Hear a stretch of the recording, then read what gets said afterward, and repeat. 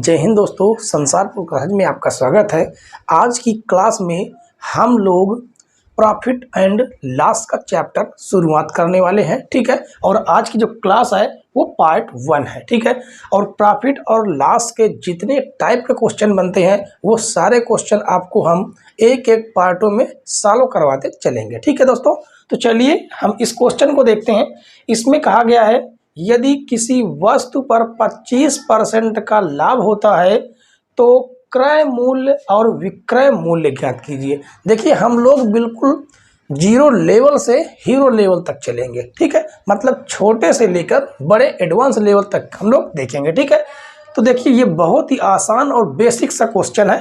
तो यहाँ पर देखिए क्या कहा गया है कि वस्तु पर 25% का लाभ क्या होता है, लाभ यानी प्रॉफिट परसेंट हमें दे दिया गया है कितना, 25%, ठीक है। अब आपको पता है 25% कितना होता है, परसेंट हटाएंगे तो बटे में क्या आ जाएगा, 100 आ जाएगा। और 25 से कम 25, 25 चौको 100, कितना आ गया, 1/4। अब ये 1/4 क्या है, तो देखिए यहाँ पर प्रॉफिट परसेंट, अगर प्रॉफिट दिया है तो ऊपर वाली जो वस्तु है वो हमें क्या होगी, हमें प्रॉफिट होगी, ठीक है। और जो नीचे वाली संख्या होगी वो हमारी क्या होगी, सीपी यानी क्रय मूल्य होगा।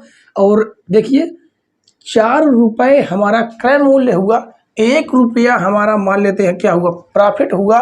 तो वस्तु हम बेचेंगे कितने में, वस्तु हम बेचेंगे 5 में, यानी सेलिंग प्राइस हमें क्या पता चला, 5, ठीक है। तो पूछा क्या गया है कि क्रय मूल्य और विक्रय मूल्य ज्ञात कीजिए। तो देखिए जो सीपी है ये आपका क्रय मूल्य है और ये एसपी ये आपका सेलिंग प्राइस यानी विक्रय मूल्य है, ठीक है। तो देखिए बहुत ही बेसिक क्वेश्चन था। तो चलिए हम आगे अगला क्वेश्चन देखते हैं, क्वेश्चन नंबर 2। आइए दोस्तों क्वेश्चन नंबर 2 देखते हैं। इसमें कहा गया है यदि किसी वस्तु पर 16.2/3% की हानि होती है तो क्रय मूल्य और विक्रय मूल्य ज्ञात कीजिए, ठीक है। तो देखिए यहाँ पर क्या दिया गया है, यहाँ पर हानि दिया गया है यानी हमें लॉस परसेंट प्राप्त है। और लॉस परसेंट कितना है, 16.2/3%। इसे आगे सॉल्व करेंगे तो 16 2 50/3%, ठीक है। परसेंट अगर हम हटा देते हैं तो बटे में क्या आ जाएगा, 100 आ जाएगा। और 50 से कम 50, 50 दूनी 100 यानी आ जाएगा 1/6, ठीक है। अब यहाँ पर देखिए लॉस हो रहा है तो इसका मतलब जो ऊपर वाली संख्या है वो उसमें क्या लगा देंगे, माइनस लगा देंगे। यानी नीचे वाली जो संख्या है वो हमारा क्रय मूल्य है वस्तु का, ठीक है। और 6 का अगर 16.2/3% निकालेंगे तो कितना निकलेगा, ऊपर वाली संख्या 1 ही निकलेगी, ठीक है। इसका मतलब 6 पर 1 की हानि हो रही है तो वस्तु बेची कितने में जा रही, 5 में, यानी 6 की वस्तु 5 में बेची जा रही, ठीक है। तो देखिए सीपी हमारा 6 होगा और एसपी कितना हो जाएगा, 5 हो जाएगा, ठीक है। और हमें 1 की क्या हो रही है, हानि हो रही है। तो यही पूछा गया है कि वस्तु का क्रय मूल्य और विक्रय मूल्य क्या है, यानी क्रॉस प्राइस और सेलिंग प्राइस आपको पता है, ठीक है। तो चलिए अब हम आगे क्वेश्चन नंबर 3 सॉल्व करते हैं। क्वेश्चन नंबर 3 देखते हैं दोस्तों। इसमें कहा गया है ए एक साइकिल 20% लाभ पर बी को बेच देता है, वह इस साइकिल को 25% लाभ पर सी को बेच देता है। यदि सी 225 रुपए का भुगतान करता है तो साइकिल पर ए का लागत मूल्य क्या था। ऐसा क्वेश्चन अधिकतर हमें बोर्ड एग्जाम में देखने को मिल जाता है, ठीक है। बिल्कुल आपको ये एग्जाम में देखने को कहीं ना कहीं जरूर मिल जाता है, ठीक है। तो देखिए ये बहुत ही बेहतर क्वेश्चन है। तो देखिए इसमें कहा गया है कि ए ने बी को साइकिल बेचा, ठीक है। तो कितने में बेचा है, यानी 20% के लाभ पर बेचा गया है, ठीक है। और उसके बाद कहा गया है कि बी ने उस साइकिल को कितने में बेचा, किसको, सी को बेच दिया। कितने में बेचा है, 25% के लाभ पर बेचा है, ठीक है। ये यहाँ बात कही गई है। तो देखिए अब 20% का मतलब आप यहाँ पर निकाल सकते हैं। 20% का मतलब होता है कि 20/100 और 20 × 20, 20×5 यानी आ जाएगा 1/5। ठीक है, लाभ पर बेचा गया है तो ऊपर हम प्लस का साइन लगाएंगे। तो कहने का मतलब ए ने 5 रुपए की साइकिल 1 का लाभ लेकर बी को 6 में बेच दिया। ठीक है, उसके बाद फिर यहाँ कहा गया है कि बी 25% का लाभ लेकर सी को बेच दिया। तो 25% कितना जाता है 1/4, यानी कि 4 की वस्तु, 4 की साइकिल उसको कितने में बेच दिया, 5 में बेच दिया। ठीक है, तो देखिए हमें क्या करना है, हमें यहाँ पर देखिए ये अनुपात हमें प्राप्त हो जाते हैं। क्या प्राप्त हो जाते हैं, अनुपात प्राप्त हो जाते हैं। ठीक है, क्या प्राप्त हो जाएगा, अनुपात। अब देखिए अगर हमें इन दोनों मूल्यों को बराबर करना है तो हमें क्या करना होगा, हमें करना ये होगा कि इस संख्या में हमें 3 से मल्टीप्लाई और इस संख्या में हमें 2 से मल्टीप्लाई करना होगा।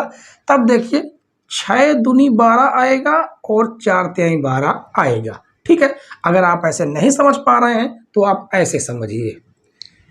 देखिए इसे हम थोड़ा सा दूसरा डायग्राम बना देते हैं। ठीक है, ये मान लो यहाँ पर बी है और बी ने सी को साइकिल बेची 25% के लाभ पर। कहने का मतलब है 25% लाभ मतलब 1/4, यानी 4 की वस्तु बी ने सी को 5 में बेच दिया। अब हमें क्या करना, देखिए इन दोनों अनुपातों को बराबर करने के लिए हमें यहाँ पर 2 से मल्टीप्लाई करना होगा और यहाँ पर 3 से मल्टीप्लाई करना होगा। तो देखिए 6 दूनी 12 और 4 तिहाई 12 आएगा, क्योंकि बी की जो भी वैल्यू होगी वो तो एक ही वैल्यू होगी, डबल वैल्यू हो नहीं सकती। तो इधर हमने 2 से गुणा कराया तो यहाँ पर भी हम 2 से गुणा कराएंगे, यानी 2 पंचे 10 आ जाएगा।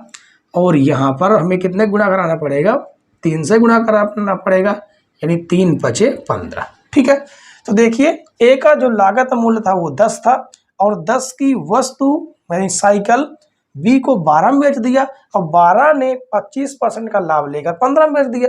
लेकिन क्वेश्चन ने कहा है कि सी ने उसे 225 रुपए दिए, 15 रुपए नहीं दिए। कितने दिए, 225 रुपए, यानी इससे कितना गुना, 15 गुना। ठीक है, तो ए का जो लागत मूल्य होगा वो भी इससे 15 गुना होगा। ठीक है, यानी 15 × 15 0, यानी 150 रुपए की वो साइकिल ए को पड़ी होगी। ठीक है दोस्तों, बहुत ही बेहतरीन क्वेश्चन था ये। चलिए ऐसा ही हम एक क्वेश्चन और ले लेते हैं, क्वेश्चन नंबर 4। आइए दोस्तों लास्ट क्वेश्चन देखते हैं, क्वेश्चन नंबर 4। इसमें कहा गया एक व्यक्ति एक वस्तु को 10% हानि पर बेचता है। ठीक है, कितने में बेचता है, 10% हानि बेचता है।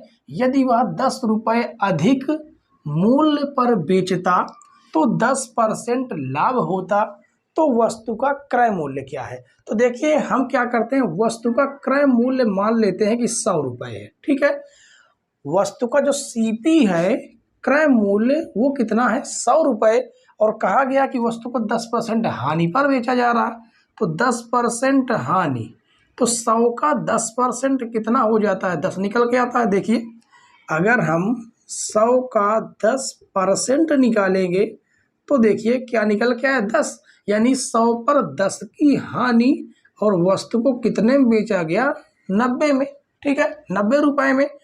और आगे चल के ये कहा जा रहा कि यदि वह 10 रुपये अधिक मूल्य पर बेचा जाता तो 10% लाभ होता, यानी 100 पर उसे 10% की लाभ होती।